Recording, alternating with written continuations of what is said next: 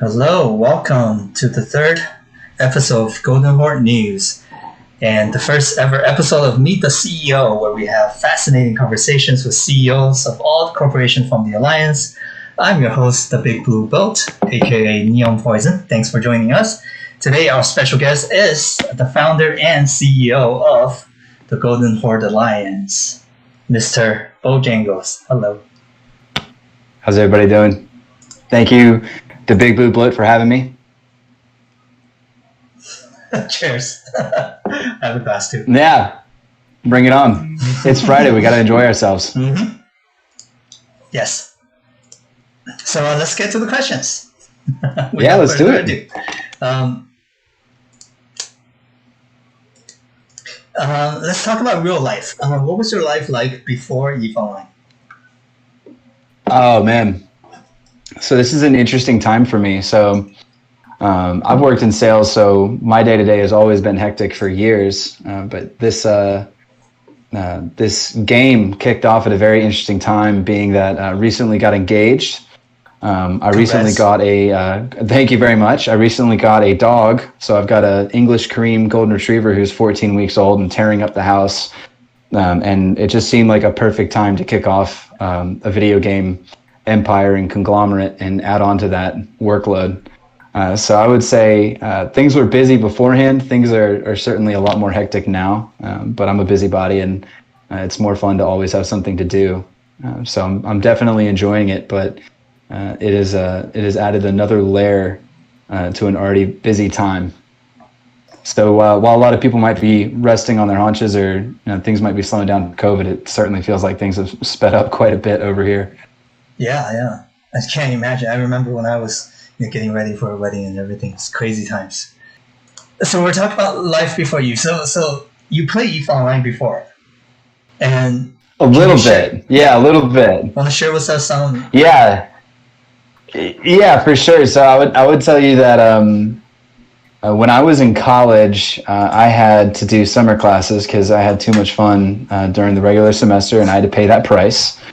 And while I was in summer classes, I had a gaming computer and not much else to do in the summer because there's nobody there. So I don't know how I found EVE Online, but I found it, downloaded it, and started playing. And if there was ever a new bro or just a green as grass person who had no idea what they were doing, that was me. Yeah. So I mean, I threw like my heart and soul into it for a couple months. Wow.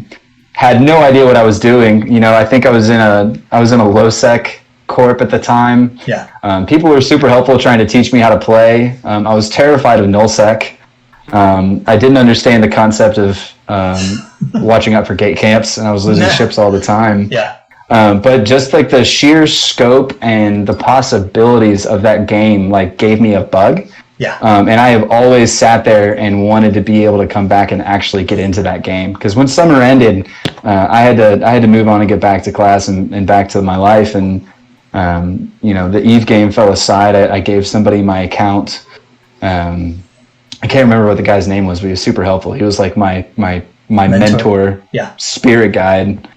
But yeah, no, I absolutely loved it, and I've never had the opportunity to actually get back into it. As big of a gamer as I am, I've got like an Xbox, a PlayStation, a Nintendo, but I found myself without like a hardcore gaming computer, and that's largely because I live here in the city. Yeah. I don't have space for all that hardware. But when I found out that EVE was coming onto mobile, I thought that was an awesome opportunity to finally really experience that kind of amazing journey that I didn't get a chance to wrap up back when I was in college. So it was a ton of fun. I had no idea what I was doing at the time. My goal had always been to get into a Black Ops Scorpion, Caldari battleship, just because I thought that was the coolest. Yeah. Oh yeah, I thought it was the coolest looking ship in the world. Yeah. But I got nowhere close to it. I mostly just served as an E-War just junkie, just throwing them into fleet battles, and a scout running around. I remember pitching ideas and grand schemes and plans and things that we could do, and people are just like, just shut up and sit back and learn a little bit more. I was too green at the time to do anything about it. Right. So it was fun to have that lapse though. Yeah. Being able to grow as a professional, mature a bit more, and then come back and have a whole different perspective of the game. Agreed. Awesome. Cheers. Okay. This is gonna be a recurring theme, by the way. It's Friday and it's been a long day, so I'm gonna be enjoying this.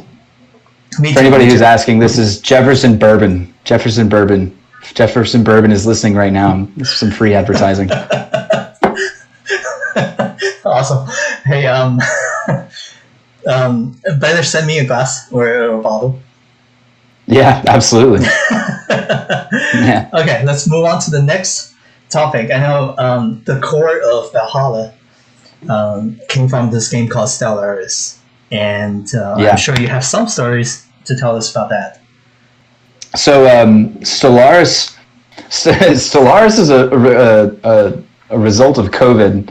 Having played every game that came out on Xbox, having beaten everything that PlayStation could throw at us, there's just this utter lack of content. I'm sure yourself and anybody listening in knows that feeling when you've watched everything you wanted to watch on Netflix and you're just angry and you're scrolling and you're like, there's nothing left. After Tiger King, after.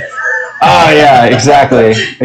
Yeah. So what I did was, I just downloaded some random space sim game because it was that Eve itch that I've never been able to scratch, and it was called Stellaris Galaxy Command. I've known Stellaris from PC. I loved Stellaris on the PC, so I thought this would be a really cool, awesome opportunity to play a game that I really liked. Yeah. Side note: Stellaris Galaxy Command is nothing like the PC game. Don't download it, don't play it. It's a huge waste of time. Mm-hmm. With that said, I got in that game. I met some really great people there. We all were a part of the Tenebris server. I think it was server number 7. And I ran one alliance and a bunch of these other guys, Jsky, Arch, Fox Alliance, Donnie the Horse, Dragon, a lot of like guys. A lot of core pillars of what Valhalla is today. They either were senior leaders in rival corporations, they were enemies, or they were helping me in my own alliance. But eventually we kind of hit this point where we realized there wasn't that much content and the devs weren't really leaning into the game. Yeah. And we decided to kind of put aside our differences. Okay. We heard that Eve was coming out. So we decided to pull together our officer corps, all of the most talented people in that server, and then kind of shepherd our player base into a new game. So I would say, if it wasn't for Stellaris, then we wouldn't have had the opportunity to even get Valhalla off the ground. And a lot of what we do and a lot of what we've been able to accomplish is because of the great relationships that we started there. Sure. We'll talk more about that later, but first, please take a second and subscribe to our channel, where we'll continue to bring you fascinating news and conversations like this one. Okay, so Jsky said that you guys built a special bound before. Stars, or even before that, maybe. So, want to share some details about that? Yeah. So Jsky's a funny story. He was always on the rival side of the game. Like if I was in Stellaris and I was trying to do one thing, then his people were trying to stop me from doing that. And it was a really interesting relationship because, I was running this one group and he was a senior officer in another. But we always kind of went back and forth and had fun. We always kept up a conversation throughout that journey. We started out as rivals, and I think Jsky would tell you himself that he did not like me probably at the start of this. He did not. I think he would champion that. I think he would tell you that the first time we ever really interacted was I tried to sell him some stuff, and then I completely botched the deal, and he ended up getting completely screwed over it. And so I think that built some bad blood. But what was interesting is over the course of this game, we became friends. Right. And then when the news about Eve started coming out, he was the first person I reached out to and sent him the hype video, and he was just as sold on it as I was right out the gates. So we started we started a new Discord channel. We called it Top Secret. And then Jsky and I went on a mission to start grabbing the best people in the server that we could convinced to jump ship with us. So Jsky's technically the number 2 person in Valhalla, or what became Valhalla. But it was something fun that kind of started out with us being rivals and opponents, and then grew into a good friendship. Awesome. Nowadays, he's just absolutely, running the show and everything that he's doing. I don't think half the things I wanted to do would have been able to be accomplished if I didn't have his help. Yeah, and let's take this special chance to promote for the events that we have, especially Jsky. He has planned for Halloween, right?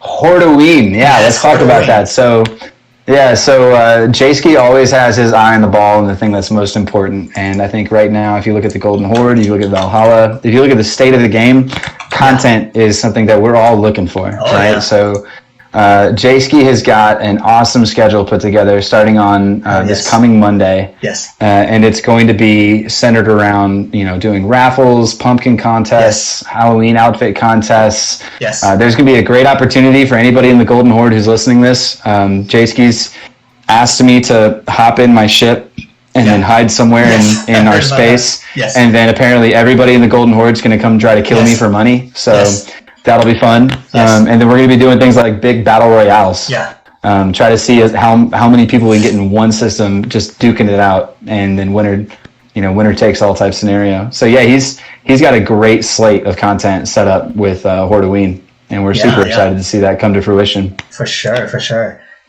And he's been talking to me. We've been working together to promote this. So let's make this happen. How are you doing outside the game? Yes, I know you get hundreds or if not thousands of DMs from Discord a day. Yeah, maybe, a quarter of that is from me. yeah, for sure. But just talk about it. Yeah, need a quick sip of this first before we get to that one. Sure. Managing new fiance, new life, COVID, all that craziness around election season. Well, what I would tell you is I'm very blessed. I'm very fortunate to have the lady that I do have. She's incredibly understanding, about as fed up as a human being could possibly be with Eve.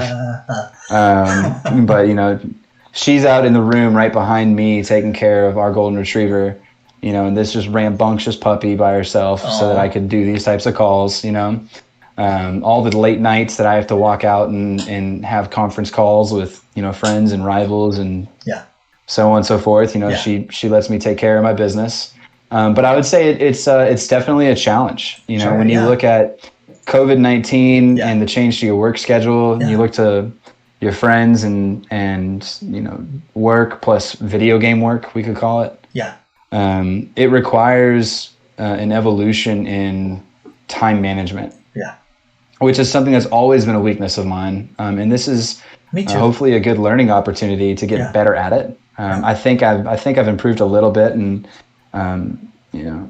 Kenna is only maybe 2 steps away from finally killing me as opposed to 1 step as a result of it. But it's definitely a challenge, and your comment there is true too. Having 200, 300, 400 DMs. I got up to 800 one time. Oh my goodness. Kaywin, I'm going to blame you for that if you're listening. I'm sure she is. But so it's hard, but at the same time too, I like to preach these certain philosophies, and one of those is this concept of a rubber band moment. Yes, rubber band. I was gonna. And anybody listening, Jsky, Kaywin, Arch, you guys can hit the boardroom bingo on that one. But truthfully, rubber band moment for me was seeing those DMs get to the spike that they were at, and trying to juggle my real world work at the same time, trying to keep a fiance happy, trying to train a golden retriever. Oh my God. It's a lot, man. Yeah, I mean, right? It's a lot. Every time you sorry. Yeah, go ahead. Every time you end our Saturday, is it Saturday or Sunday? Anyways, when you end our meetings, you say you have to walk the dog. Yeah, so I have to walk the dog. So I got to clean up after the dog.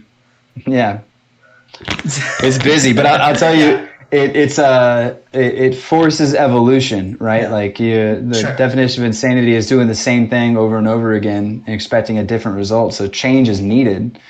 So I've been blessed to have really good people around me in this game and in this team that we have, and it's those people that get us to where we need to go. And we have a couple officers like Jsky for one and Kaylin for another that are stepping up and helping alleviate that workload, which is giving me my life back and making me more effective. So again, it's just a rubber band moment, right? You stretch that rubber band as hard as you can and figure out where the gaps are, and then you address them and you solve for them. That's right. Okay. But yeah, it's hard. It's definitely hard. Tell me about it. Yeah, I'm sure you're busy too, Neon. I'm sure you're busy too. You got a university and a marketing team to run here, and you're doing a spectacular job. I'm trying to enjoy it as much as possible. So let's talk about this concept of player first. It's one of the Alliance's founding principles, right? Yeah. Whenever we talk it's an important one. Yeah, when we talk to people, this is like the first thing we mention: players first. It was a refreshing idea for many like myself. I was a goon going back 15 years. So my own age and maturity definitely plays a part, but I must say that the feeling is very different here with Golden Horde, because even when I go down the memory lane, I remember when goons was, again, we were talking about 15 years ago. We were still small and we were fighting Bob. Band of Brothers? Yeah. Band of Brothers. But the feeling is very different. Like, we're both young. We're both just starting off. So, can you talk a little bit about where this idea of players first come from? Yeah, no, it's a really good question. Yeah, and that's and I can't say I can take credit for that philosophy. Right? There's in my business where I work, we have a phenomenal CEO. Somebody I really look up to who's been a mentor to me myself. But in our company, he's really pushed several core values down onto the organization, which is championing the team around you, championing the employees, championing the culture and the community that is our company. And as hard as the job is, and as difficult as things get, with COVID and everything that happens, right? The thing that keeps everybody moving in our business is this community we have around us. Sure. So the job can be terrible, but you have, good friends and brothers and sisters on your flanks that at the end of the day make it worth it. And that has been the driving force, is what's kept me at this place that I've been so happy at. So when I had the opportunity to get involved and start building a team myself, one of the things that has just been a staple in my life since I've gotten an opportunity to work there is that concept of community and putting your people first. If you think about it from a business perspective, the most expensive investment, the highest risk investment an organization will make is in their personnel. Exactly. It's the people that you bring on are going to make or break everything that you're trying to do. And I think that's something that my CEO has gotten absolutely right, which is championing that. Because if you can build a culture and a team around you where people believe in the mission that you're trying to run, but more importantly, they believe in the people on their left and their right and the family around them, then you're going to, you don't have to ask people to do things. You don't have to push people to make things happen. They're going to want to do these things themselves because they believe in what's happening and they're appreciative and they're happy. So when it comes to the Golden Horde and considering the time horizon we have with a game like this, I mean,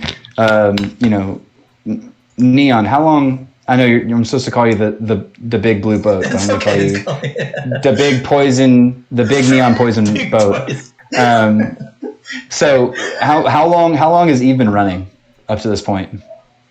16 years. 2004 was when I started. That was very so perfect. Yeah. So if you think about it, this game, and if Eve Echoes can hold, a semblance of what Eve Online has been able to do, and I think they can do it. I think, then we're looking at something that has a very, very long horizon. Yeah. Right? For sure. And the key to really building anything in this group is getting that community right. Yeah. Because turnover is huge. If you look at a mobile game, the turnover is going to be even worse. EVE Online even says themselves that 90% of players who are new to the game quit within the first month of the game. Yeah. So if you aren't building a community that's going to champion the players, and if you aren't building a home for people, then they're not going to stick around, and you're going to be a flash in the pan. And we want the Golden Horde to be something different than that. And I'm glad you brought up Goon, because Goon is Goon has a lot of flaws or a lot of perception issues in their own right, but they are also one of the most phenomenal case studies that you could look for in a video game. And the culture and the brand that they built is just incredible. So there's so many great examples to take from that. And I'm very blessed to have a head of a department head of marketing who came from Goon, who understands that, named the Big Blue Boat. Thank you. I'm just going to take this chance and promote our forum, which is announced yesterday. Yeah, and we have, let me just show you down here. It's 152 members. Yes, 152 members already. So thank you guys very much. I love that. For supporting that. We already have almost an entire corpse size inside of that forum, and it's just started. That's beautiful. Please continue to support us. It's part of the community building, like you said. It's we've got this. I've talked to you about this before. The special interest groups.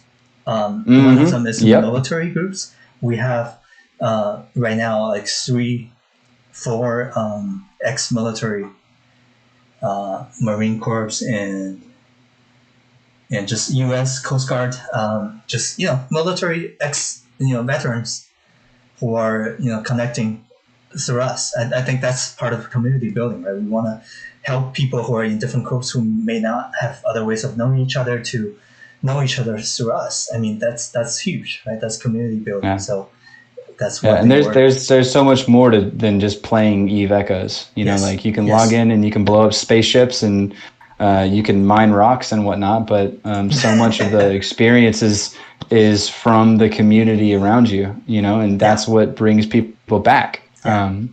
And that's what opens doors, right? So to wrap up your point, when you nail that culture and you nail that community and you give people what they need and what they want and you focus on that and make that your priority, then all those other doors open up. Yes. We didn't have in a plan from day one to be 5,000 plus people right now. Right. We didn't have an intention to own a couple regions. Right. We didn't have any of those goals in place. We had this goal of building a great community, but because we're building that great community, it feeds the rest of it, which feeds the community and keeps us moving. So it's a beautiful flywheel effect. Yes. Speaking of that, perfect transition into our next topic is flywheels.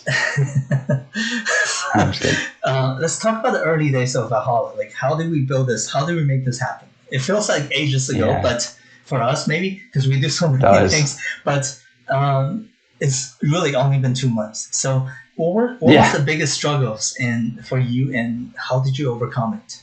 Stories from the early days. Yeah, I would tell you our number one struggle. Yes. When we were getting Valhalla off the ground was experience. Right. So we had an experience as a double-edged sword. So in terms of EVE Online experience, in terms of people who understood best practices for mining, in terms of people who understood how to get in good quality PvP content,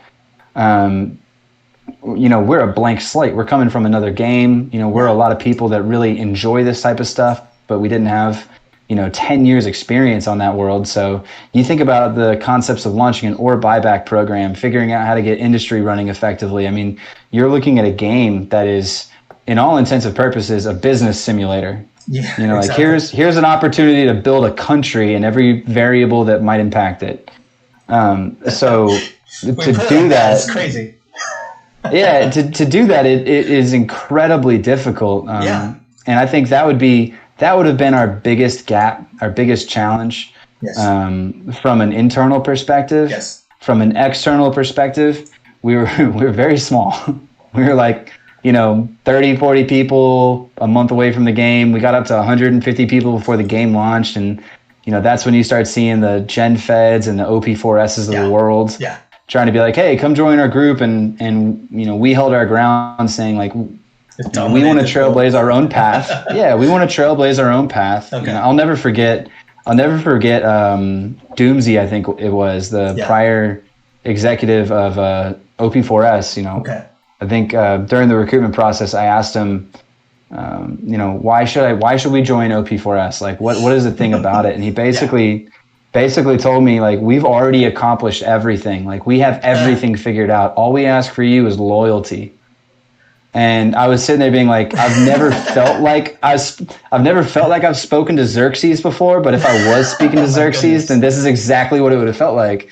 All jokes aside, I told him I really appreciated the offer, and we certainly did. But the joy for us was the trailblazing and carving our own path. And if everything's already been carved out, then what's there to build and what's left to be done? Yeah.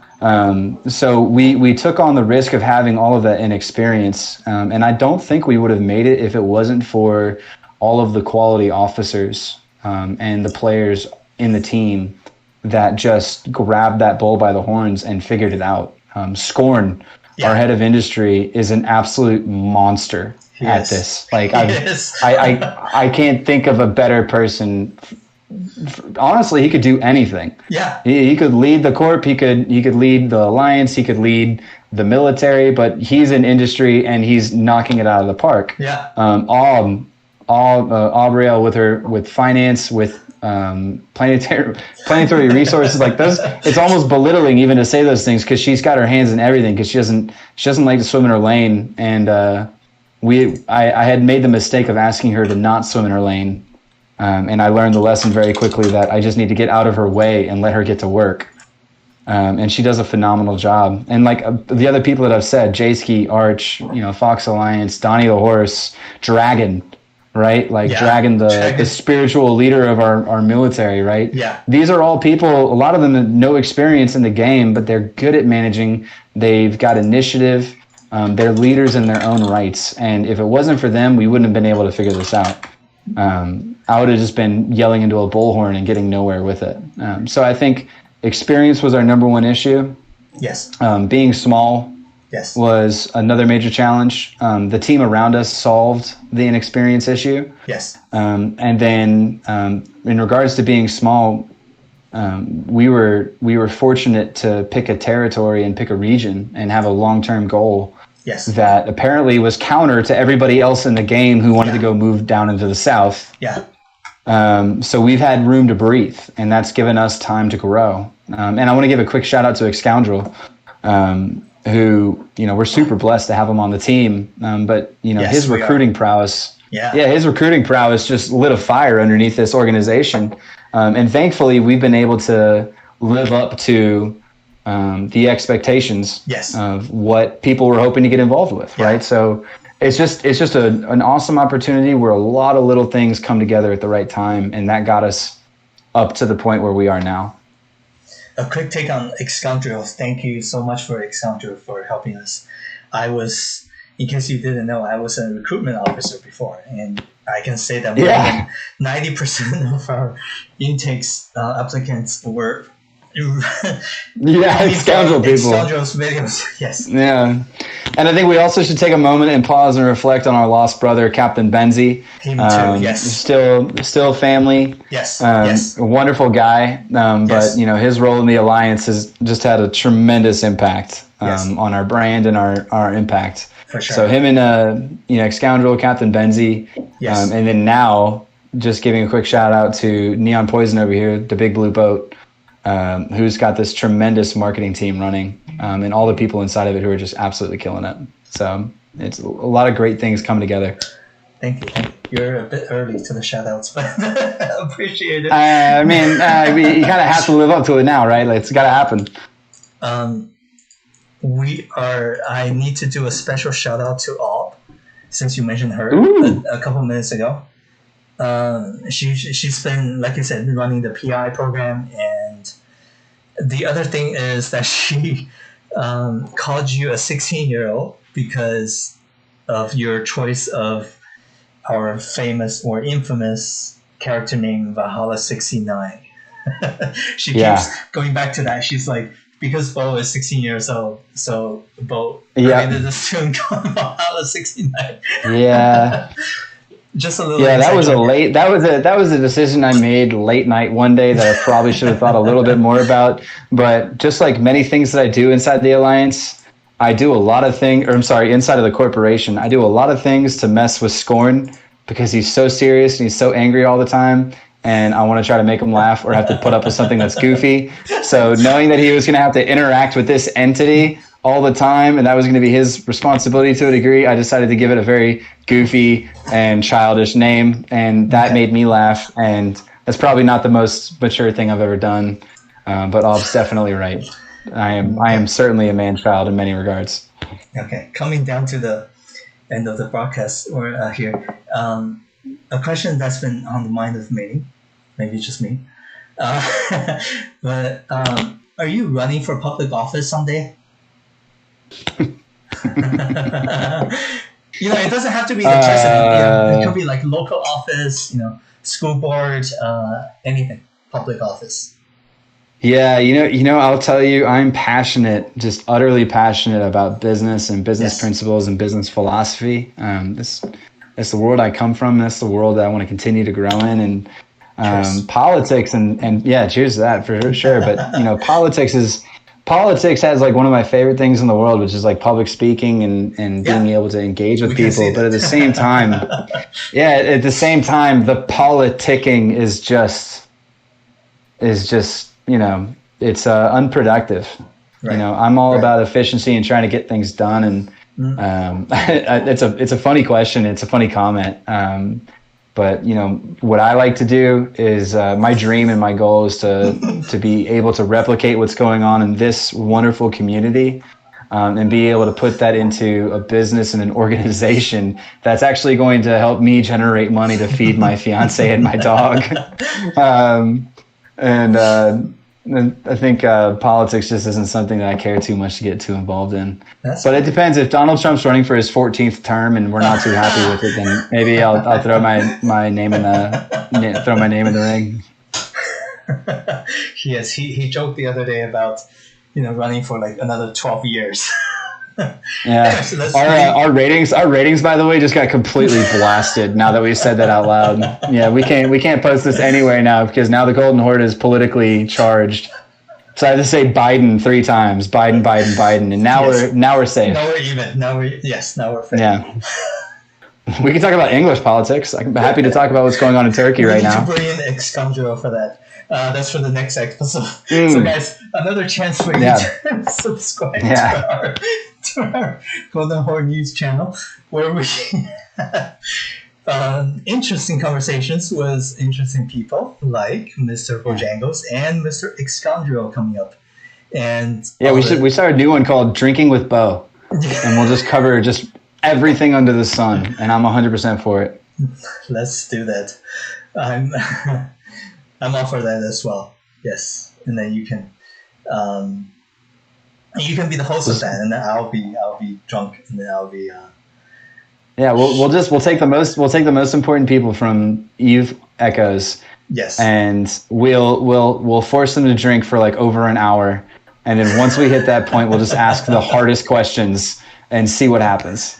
This is like the Joe Rogan. See who can hold their liquor. Yeah, exactly. We'll do it Joe Rogan style. I love that style. Right. Like, just get high and get drunk, and just easy. Just speak your mind, right? All right, let's do it. I'm 100% for it. Okay.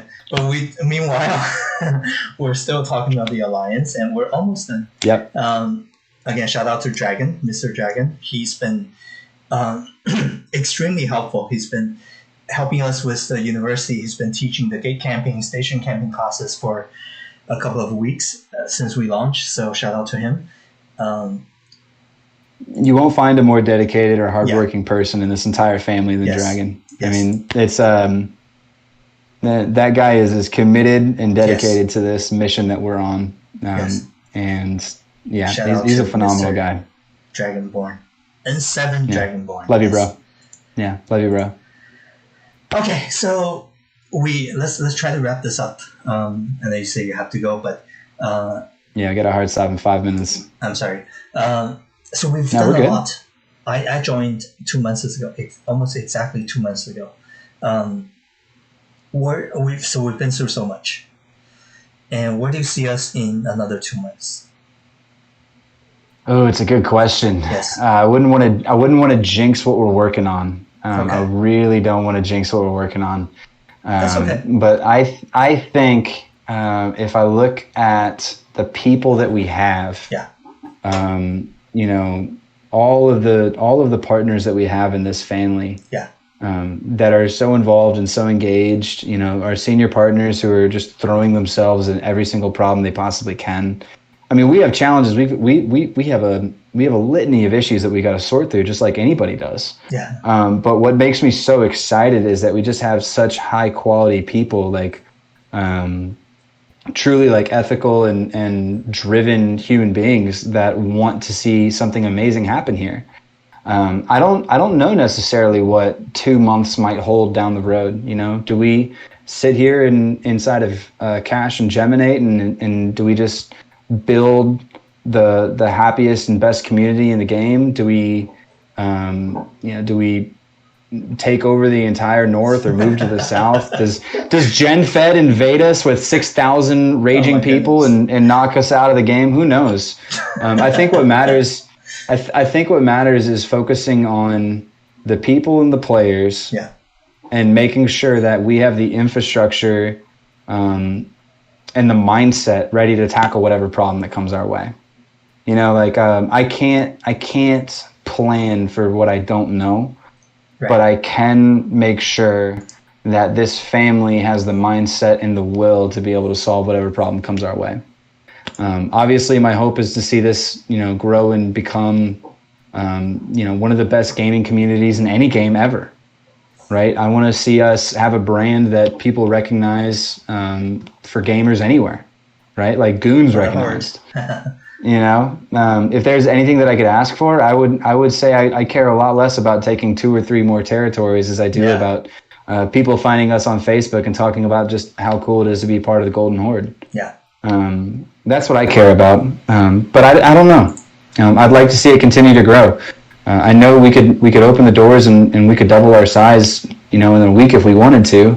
Yes. We could kill our culture and community at the same time. Right. But I think we're going to hold our course, and we're going to keep reinforcing our family. Keep reinforcing the things that are meant to provide and serve our players.